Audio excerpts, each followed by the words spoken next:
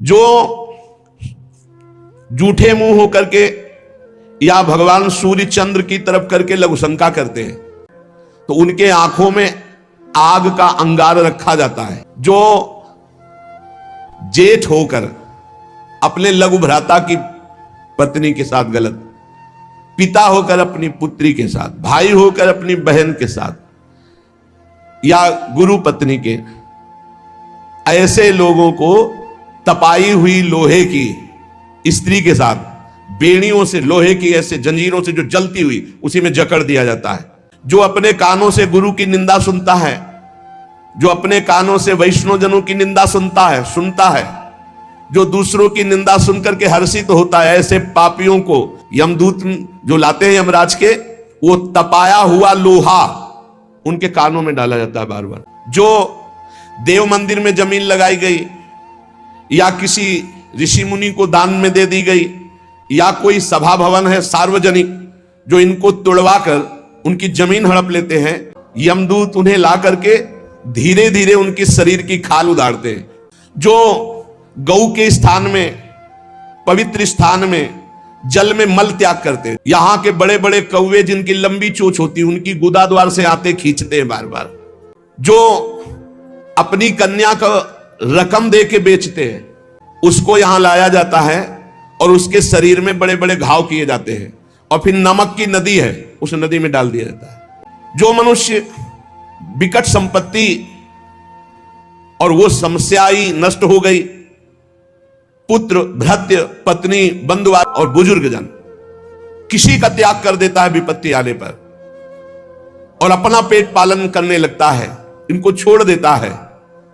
हम लोगों में कुछ यमदूत ऐसे हैं जो बिल्कुल कर्कश होकर के उनके मांस को नोचते हैं और उसी के मुंह में डालते हैं, उसी को खवाते हैं, उसे खाना पड़ता है। जो मनुष्य अपने पुण्यों को यहां बेच देते हैं, उनकी बड़ी दुर्गति होती है। जैसे 1 घंटा नाम कीर्तन करेंगे 500 रुपया लेंगे, अमुक कार्य करेंगे अमुक रुपया लेंगे, उनको यहां चक्कियों में डाल के नरक में पीसा जाता है, जैसे आटा पीसा जाता है। बेचे ही वेद धर्म दुइले ही। जो यहां किसी की धरोहर मिली, ए भैया हमारे इतने रुपए रख लो, ये सामग्री रख लो, हम समय से ले लेंगे, हमारी अव्यवस्था है, और फिर वो मुकर गया कि कौन धरोहर कब दिया, कैसे दिया, तो उन्हें यहां जलती हुई लोहे की जंजीरों से बांध दिया जाता है और ऐसे कुंड में फेंका जाता है जहां बड़े कीड़े भयामने विषैले, और वो उनको हजार हजार वर्ष तक नोच रहे हैं, उसी में बंधे चीख रहे हैं। कौन?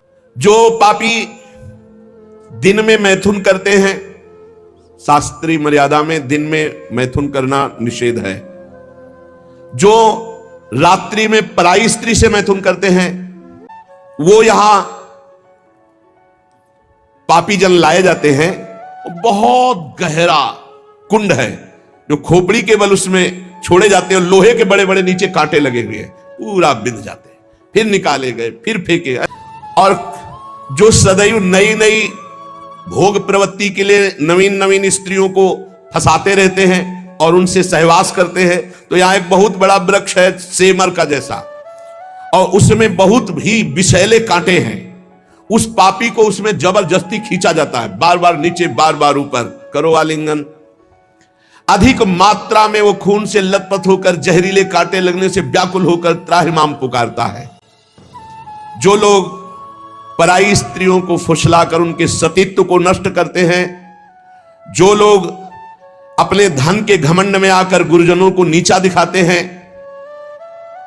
जो लोग अपने गुरुजनों के प्रति रोष दृष्टि रखते हैं, उनको यहां लाकर जैसे चटनी पीसी जाती शिला में, ऐसे बड़ी बड़ी शिलाओं से उनको पीसा जाता है।